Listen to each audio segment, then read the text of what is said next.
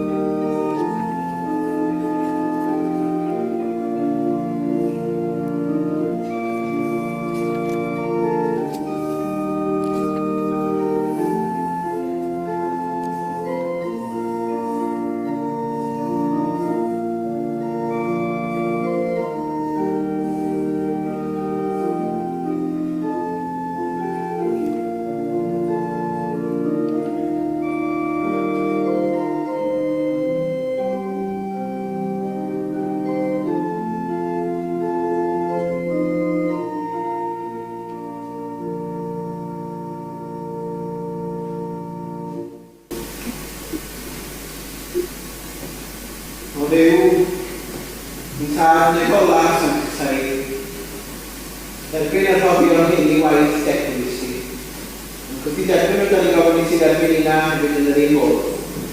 Yn bod ni'n gofyn hwnnw yn meddwl am hyddiant yn cathri nes I chi.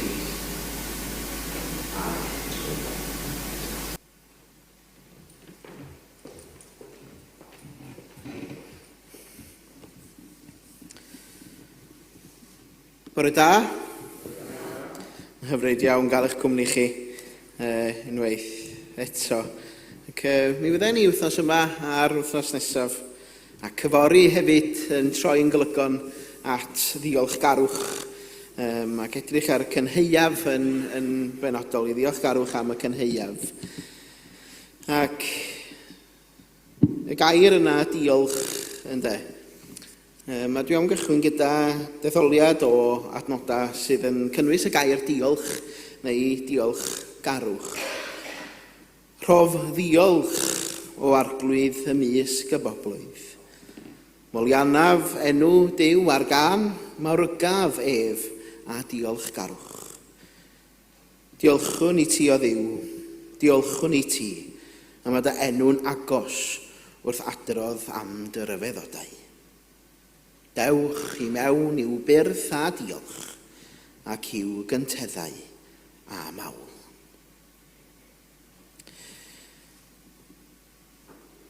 Yn diolchgarwch rydyn ni yn troi at yn hemyn gyntaf, sef am yr rhif 95. Cyd ddiolchwn arglwydd tirion am yr ysguboriau llawn, ti sy'n erthu dwyla dynion a rhoi grym I gasglu'r grawn. Am I ti yn cofio beunydd a chyflawni eto'r wyrth, yma canwn am y cynnydd a rhown ddiolch yn y pyrth. Ac yn y blaen, am yr rhif 95.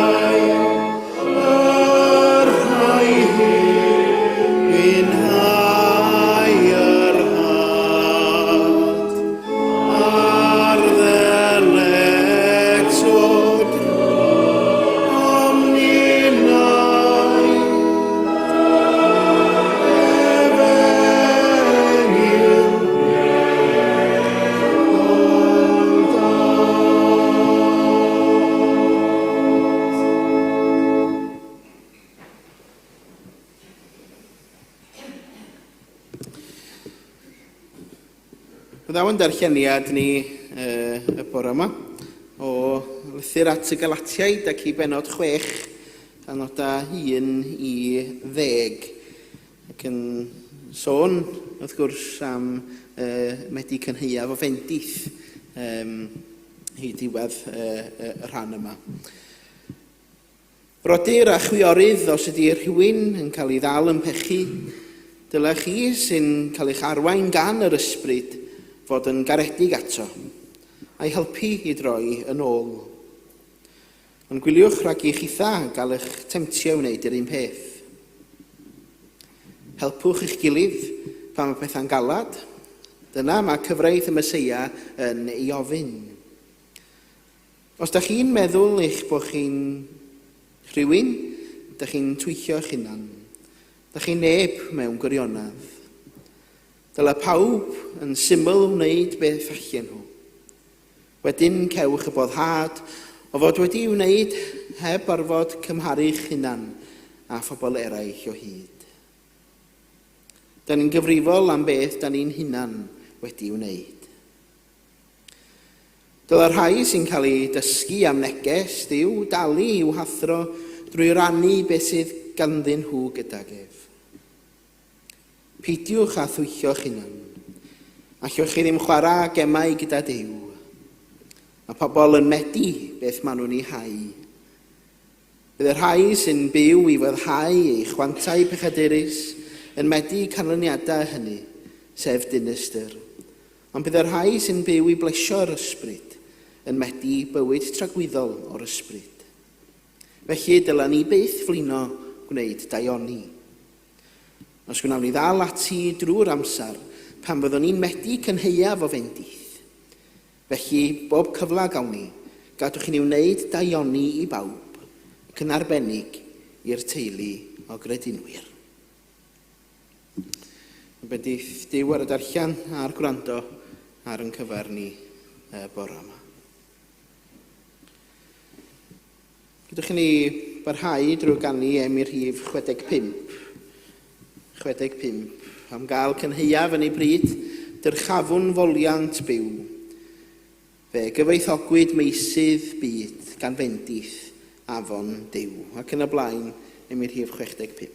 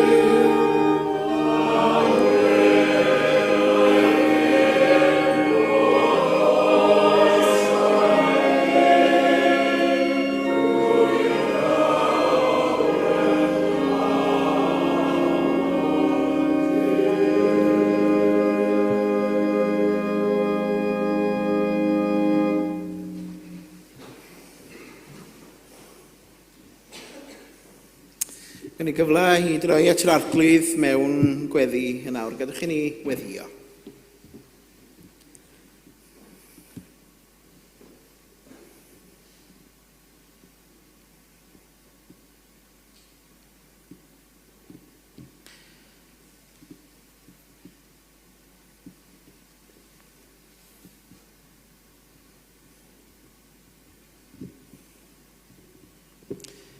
Golau hael a ser a lleiad, popeth da a hardd ei lun. Rhyfeddodau mawr y cread dyna roddion Duw ei hun. Arglwydd wrth i ni nesau ata ti mewn gweddi. Yn una yng nghyfnod dathlu dy gredigaeth. Yn cyfnod o ddiolch garwch am yn byd a'n cynheuaf. Rydyn ni'n sylwi arglwydd, mae dyroddion di yw'r cyfan oll. Ac am hynny, cyffeswn ar ymgwyfusa ein diolchgarwch i ti y bore yma.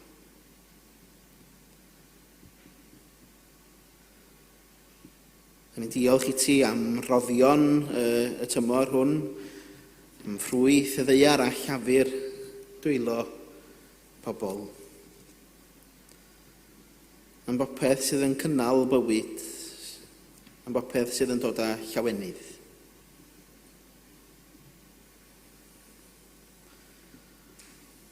Ac mae diolch am y cynheuaf yn draddodiadol yw'r cyfnod yma. Mi wyddwn ni hefyd bod y cynheuaf nid yn unig yn caea ni, ond hefyd ym mhob gweithred o garedigrwydd, ym mhob hedyn o ddaioni sy'n cael ei hau.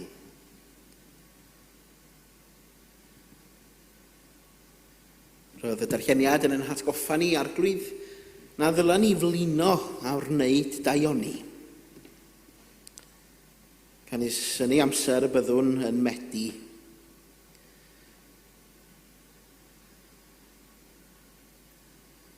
Ac felly cynorthwyo ni arglwydd i hau yn hael yn ein cymunedau ni, yn ein byd ni. I rannu'r hyn sydd gyda ni, gyda'r rhai sydd mewn gwir angen.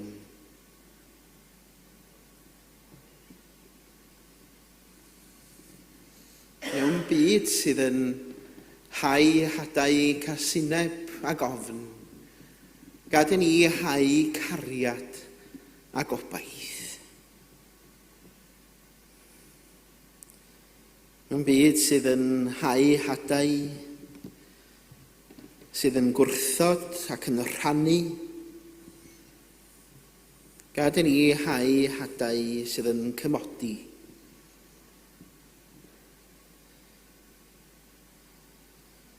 Arglwydd, mae cymaint mae'n rhaid i ni hau fel bod yn cymunedau ni, fel bod y byd yn dod i wybod am felusrwydd ffrwytha dy gariad di.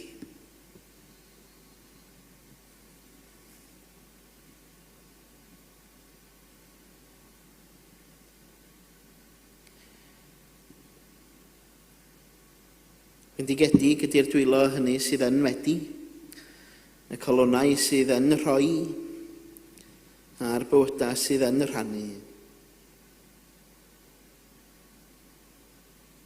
Bod hi'n diolchgarwch o'r lifo mae'n gweithredoedd o dosturi, fel gall yr holl gredigaeth lawenhau yn dy helaethrwydd di.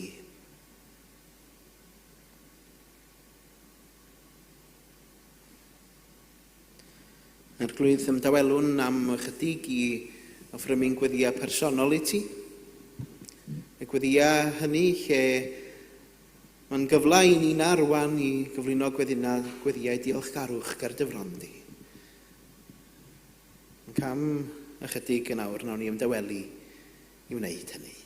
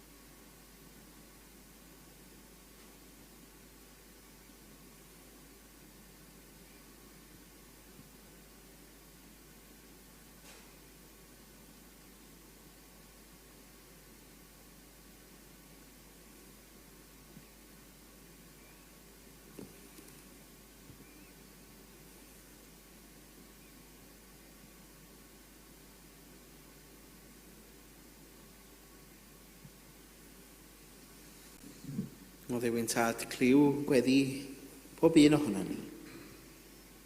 Yn cynorthwyo ni i fyw yn dy gariad. Yn cyweithio drostot drwy gydol ein hwys. Gyfynwn hyn yn denw di. Yn enw ac yn heiddiant yn harglwydd Iesu Grist. Yr un a'n dysgodd i weddio i ddweud gyda'n gilydd. Ein Tad, o'r hwnnw rwyd sy'n y nefoedd, sang teiddiau'r denw, deled y deyrnas, nele'r dewyllus, megis yn y nef, felly ar y ddeiar hefyd. Dyro i ni heddiw ein bara bynyddiol, ddau ni ein dyletio. Fel maddeiwn unau i'n dyledwyr, ac nac arwain i brofedigaeth.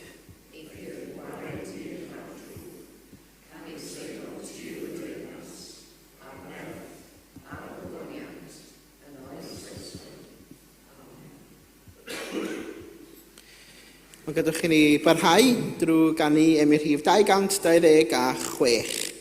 226. Golau hael a ser a lleiad popeth da a hardd ei lun. Rhyfeddodau mawr y cread dyna roddion Duw ei hun. Clod i'r arglwydd, am bod prodd i'n cadw'n fyw, o molianwn a chydganwn, a mae cariad ydyw Duw. Ac yn y blaen, 226.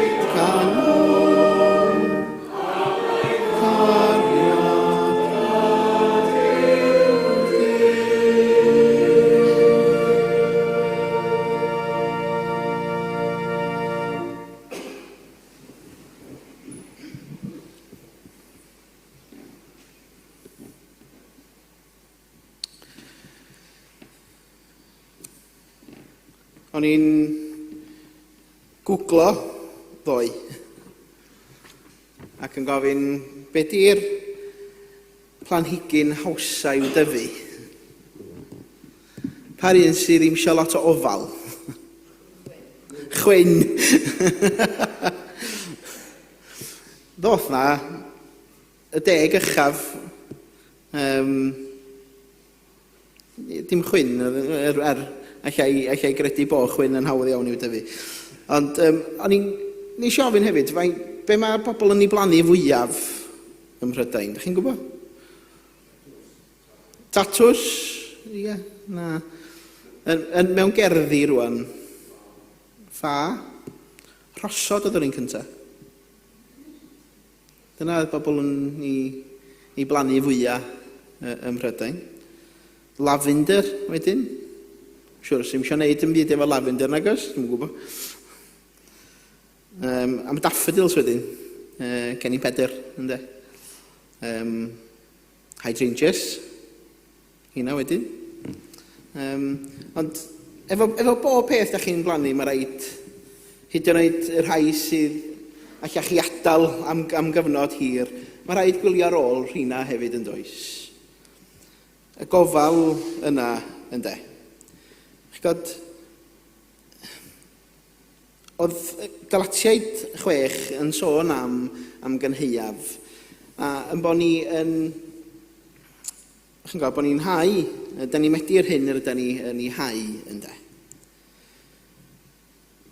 Chi'n gwybod, gyfraith syml y cynheuaf ydy, mae'r cynheuaf bob amser yn gyfle i stopio ac i edrych yn ôl, i ddiolch, i feddwl ac i ofyn be sydd wedi tyfu yn bywydau ni eleni.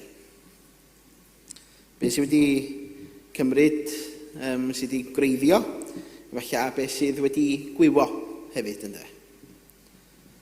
Ac mae hwnna'n wers bywyd dwi'n credu yn dydy, yn bod ni yn cymryd stop ac yn gweld y daith sydd wedi bod o'r flwyddyn diwethaf. Yn ei lythyr at y Galatiaid, mae Paul yn atgoffa o'r gwirionedd syml yma, beth bynnag ydyn ni'n ei hau, hynny hefyd ydyn ni'n ei fedi, ynddo. Mae'r hyn a blanwn yn calonna ac yn bywydau bob dydd yn cynhyrchu cynheuaf a ddaw. Os ydyn ni'n hau caredigrwydd, bydd caredigrwydd yn tyfu. Os ydyn ni'n hau ofn, bydd ofn yn tyfu. Ch'god, o'na hanes un dyn oedd o'n licio tyfu pwmpenni, ac roedd o'n mynd ar pwmpenni yma i'r sioia. Reit? So rhaid i chi mynd ar pethau i'r sioia? Alun Robert Jones, ydych chi'n mynd ar pethau i'r sioia? Nathach chi ennill ychydig o fisoedd yn ôl? Ie. Ch'god, oedd y person yma, oedd wedi tyfu pwmpen anfarth, reit? A gafodd o'r first prize, reit? Gafodd o'r wobr gyntaf am y pwmpen gorau oedd rhywun wedi weld ers amser maith. Chi'n gweld pwmpen yma na tu ôl i mi. Ac be nath o gadw'r hada, reit? A dweud, wel, dwi'n mynd i roed yr hada yma i rywun, neu be fydd yn digwydd, fydd y person yna wedyn yn o bosib yn ennill y flwyddyn nesaf, ynddo. Ond mi nath o roed o i un person oedd o'n ei drystio'n fwy na dim, i'w ffrind. A dyma'n dweud, dyma i ti'r hada. So pan ddaw hi'n amser, mae eisiau ti i hau y hada yma, ac fe geidi y bwmpen gorau dwi'n gaddo, meddwl. A dyna fi oedd, nath o gadw'r hada. Reit? Ffrind nath o gadw'r hada yn ddiogel. A pan ddoth hi'n amser i chwilio am yr hada wedyn, pan ddoth hi'n amser i rhoi yr hada ac i blannu nhw, fe chwiliodd o'n bob man oedd o'n methu dod o hyd i hada. Oedd o di gael. A dyma'n dweud, o'r diwedd, dyma nhw, yn y dror, yn saff. Chi fe gymrodd yr hada, fe blanodd nhw. Ac ymhen dim, doedd dim byd ond chwyn yn tyfu yno. Ac felly ar ôl i'r chwyn gymryd ati o ddifri a gwreiddio'n ddwfn, dyma fo'n mynd at ei ffrind a deud, gwranda, di dy hada di da i ddim byd. Dwi wedi cael dim byd ond chwyn. A dyma'r ffrind yn atab, a nes di'r hau yr hada nes I roi I ti. A dyma'r ffrind yn atab yn dweud, wel, o bosib ddim yn union. Yr hyn oedd wedi digwydd wrth gwrs oedd o wedi drysu'r hada, a oedd wedi rhoi nhw mewn rhywle ac wrth gwrs wedi rhoi'r hada anghywir I fewn yn y pridd. Da ni'n medu yr hyn ydyn ni yn ei hau. Os ydyn ni'n hau yn gywir, ni rydyn ni yn cael ffrwyth y llafur hynny. Gwyd yna yr un math o stori am ferch bach, a dwi'n ysgol y ferch ysger bore fori mewn gwasanaeth cynheuaf yno. Da chi'n cael clywed hon gyntaf. Ond yn hoga bach wedi, da chi'n gwybod fel maen nhw yn yr ysgol, maen nhw'n cael potyn bach a maen nhw'n rhoi yr hadau fewn, a maen nhw'n gweld datblygiad yr hedyn dydy. Ac nath y merch bach yn lle rhoi yr hadau fewn, nath I roi jelly bean I fewn yn y pot. Ac wrth gwrs nath yn rhoi y dŵr I fewn yn y potia. Ac wrth wythnos wedyn, wrth ddod I weld y potia yma, roedd pob pot wedi dechrau gino heblaw am pot y rhogan bach oedd wedi rhoi y jelly bean I fewn yn y pot. A dyma yr athrawes yn dweud, fallad ydy pethau melys fel yna ddim yn tyfu da. Oedd yr athrawes yn gwybod bod ti wedi rhoi y jelly bean I fewn. Ac wrth gwrs yn dysgu o'r gwersi hynny. Oedd yr oca bach yn gobeithio sy'n cael coedan jelly bean o bosib. Chi'n gwybod, da ni yn hau yr hyn ydyn ni. Da ni medu'r hyn ydyn ni yn ei hau. Ond beth ydyn ni yn ei hau mewn gwirionedd ynddo? Mae cwestiwn yn gofyn yr un, mae Paul yn gofyn yr un cwestiwn. Be ydyn ni'n ei hau? Pa fath o hada sydd yn disgyn allan o'n cega ni, o'n gweithredoedd ni, o'n calonna ni? Sut fath o hada ydy hynna? Ydyn ni'n hau hadau yr ysbryd, reit? A ffrwytha'r ysbryd, reit? Mwyn cael ffrwytha'r ysbryd, mae yna hada'r ysbryd yn does. Wel, ai hada'r ysbryd cariad, llawenydd, heddwch, amynedd, caredigrwydd, daioni, ffyddlondeb, addfwynder, hunan reolaeth. Bron I fi ychwanegu ffrwyth yr ysbryd arall yma nawn. Ffyddlondeb, ia. Ai hadau hunanoldeb neu ofn sy'n cael ei plannu. Pan dyn ni'n edrych ar yn byd ni heddiw, mae yna ddigon yn does o hada ofn yn cael ei plannu. Mae yna ddigon o hadau sydd yn rhannu yn cael ei plannu. Mae yna ddigon o hada hunanoldeb yn cael ei rhannu, yn cael ei hau yn y byd ni. Ac wrth gwrs, y chwyn ydy hynna sydd yn tyfu ynddo. Os ydych chi'n rhai sydd wedi garddio, dwi'n gwybod bod rhai na chi'n gardio'n dda iawn. Ac yn mwynhau gwneud hynny. Ond munud mae rhywun yn stopio tynnu'r chwyn, mae'n mynd I gymryd drosodd yn dydy. Mae yn gymryd drosodd. Munud ydych chi'n stopio. Mae angen cadw dan rheolaeth ynddo. Ond jyst oherwydd bod y chwyn yn tyfu hefyd, dyna ddim yn golygu na fyddwch chi byth yn tyfu ac yn hau eto ynddo. Dych chi'n paratoi'r pridd yn barod at hau eto. Yn yng cymdeithas ni heddiw, mae yna chwyn sydd yn tyfu, sydd yn tagu'n cymuned ni. A'r hyn ydyn ni'n sôn amdano fo ydy'r hunanoldeb yma, a'r ofn a'r rhannu. ond mae'n rhaid i flodau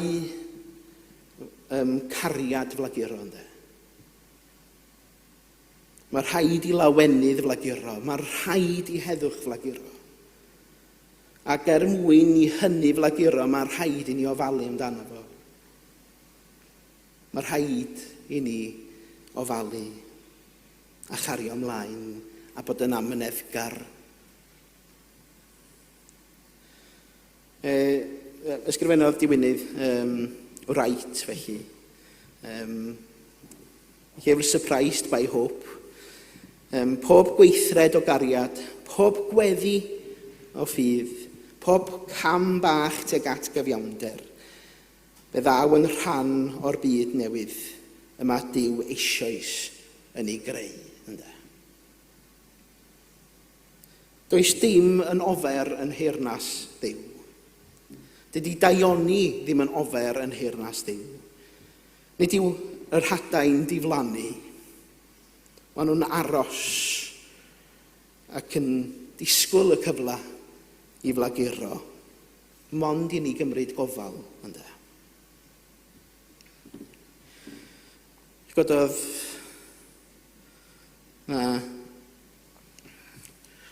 wastad pam o'n i'n yn fychan yn tyfu fyny'n Gaernarfon, oedden ni'n blodau'r haul, dyna'r pethau oedden ni eisiau blannu fwyaf.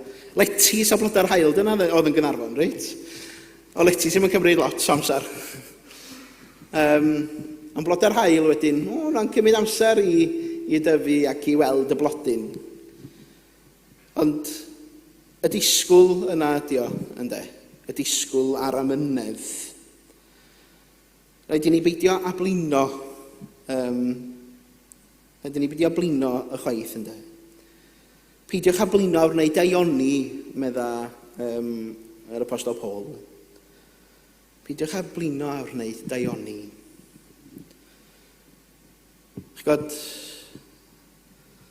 Dydy'r cwnwd ddim yn tyfu dros nos, nag di. Dwi'n teimlo eich bod chwyn yn tyfu dros nos, mae'n wir. Ond dydy cwnwd ddim yn tyfu dros nos. Mae pob blanhigyn yn gofyn am amynedd a dyfal barhad a gobaith. A mae'r un peth yn wir am yn ffydd ni. Ia yn gwreiddio yng nghariad ac yng ngobaith Iesu Grist ei hun.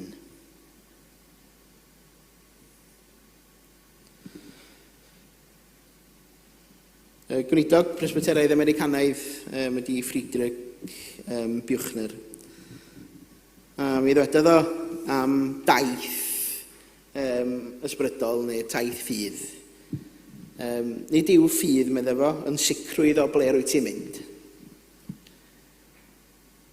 Ond mae serch hynny yn daith heb fap, ynde. Dwi'n gwybod os da chi wedi mynd ar daith heb fap. Da chi ddim dar goll? Dwi'n gwybod sut oedd pobl yn, da chi'n gwybod, dwi'n gallu darllen map, reit? Achos dwi o'r genhedlaeth oedd yn rhoi cyfeiriad i fewn mewn tom-tom bryd hynny, pan o'n i'n cychwyn dreifio. Da chi'n cofio tom-toms? Ond yn eich ffôns bellach yn dydi. Chi'n rhoi y cyfeiriad i fewn, mae'n mynd â chi yno. Ac os da chi'n colli signal neu beidio, wel, mae'r cyfeiriad i fewn yn barod, felly da chi'n oce. Ond os da chi isio ail gyfeirio hanner y ffordd drwad a bod gynnach chi ddim signal yna, wel, mae'n rhaid chi drefilio chydig bach lawr y lôn fel bod gynnach chi signal yn dweud. Ond, da chi'n gwybod, mae ffydd fel teithio heb fap, medda Hydref Buchner. Gwybod bod ni ar daith, ynde, ysbrydol. A dyna sy'n mae hadau yn tyfu hefyd, ynde. Dyna sydd mae tyfu hadau ysbrydol weithiau hefyd. Yn araf, ond yn gwreiddio, mae'n cymryd amser i wreiddio yn gyntaf. Chos dyna beth mae'r hedyn yn neud, ynde. Cyn iddo fe ddechrau egino, cyn iddo fe wthio i ben drwy'r pridd, wel, o dan y pridd, mae wedi dechrau gwreiddio yn dydi. Ac i'r Cristion, y gwreiddio hynny ydy i'w wreiddio, i'w wreiddio yn yr Efengil, i'w wreiddio yn Rhys, i'w wreiddio yn yr Ysbryd Glân, fel yn bod ni pam ydan ni'n gwthio trwy'r pridd wedyn, y bod ni'n gallu dal yn tir pan ddaw stormydd bywyd. Pan ddaw'r gwynt, pan ddaw'r storm, yna da ni wedi'n gwreiddio yng Nghrist Iesu ei hun.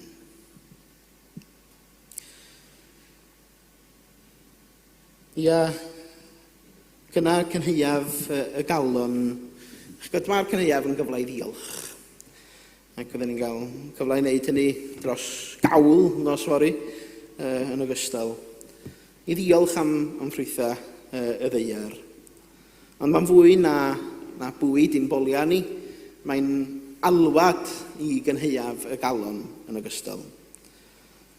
A cwestiwn sydd gen i yn fan hyn. Beth ydy'r cynheuaf sydd yno ni? A da ni di hau heddwch neu bryder, cariad neu hunanoldeb, maddeuant neu flinder.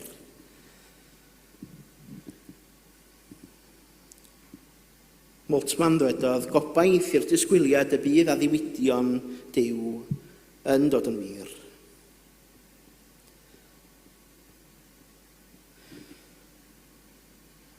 Gododd... Dwi wedi deud hyn wrthych chi o blaen pam o'n i yn mynd i'r Gweinidogaidd.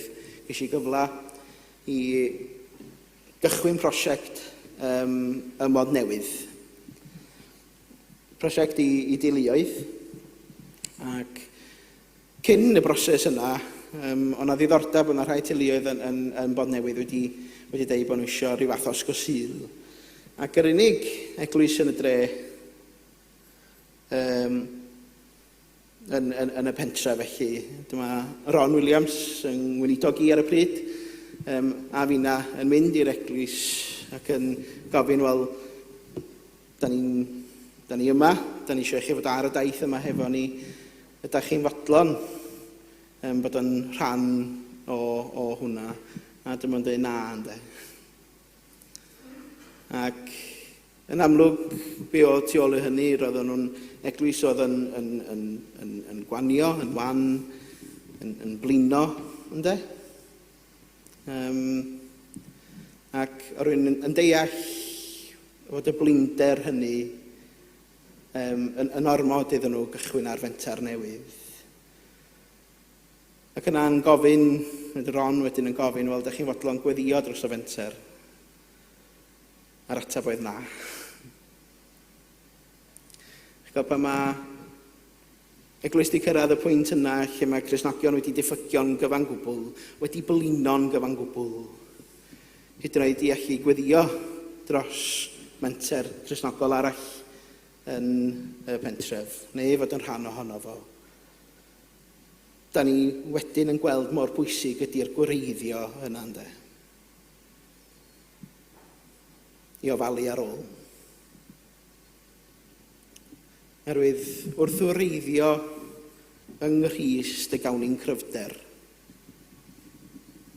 Rwy'n wreiddio yn ei gariad o da ni'n gallu gwynebu stormydd yn bywyd ni.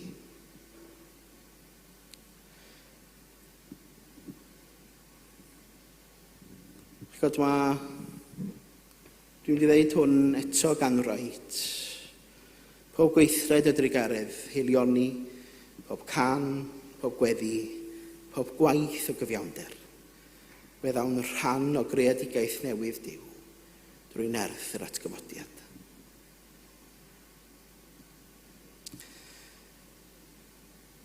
Ac felly, fel eglwys, mi rydyn ni'n arddwyr. Reit, da ni'n arddwyr. Mi rydyn ni yn hau gyda'n gilydd. Pob gair o groeso yn had, pob eiliad o wasanaeth yn hedyn hefyd, pob cymwynas fach yn hedyn. Ond y cwestiwn ydy, pa fath o hadau sydd yn tyfu ynde? Y bydda ni'n tyfu yma yn y bont.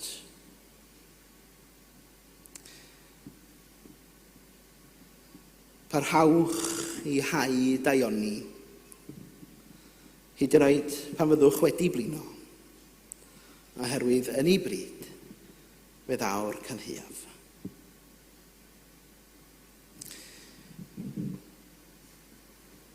Felly, gydwch chi ni gofio na allwn ni o bosib hau jelly beans ac yn disgwyl pwmpenni, reit? Ni allwn ni hau chweryder a disgwyl llawenydd. Ni allwn hau difaterwch a disgwyl cariad. Ond pan heuwn ni garedigrwydd, heilioni a ffydd, mae Duw yn gwneud rhywbeth gwirioneddol, gwirthiol ac arbennig. Mae'n troi'r hadau bach hynny yn fywyd ac yn fwyd i'r byd. Boed i ni hefyd orffwys mewn gobaith y cynheuaf yma, yn gwybod fod Duw yn gweithio yn bywydau ni, yn troi pob gweithred o gariad a pob gair obaith yn ffrwytha I wyddeyrnas ef. Mwyn I enw. Amen.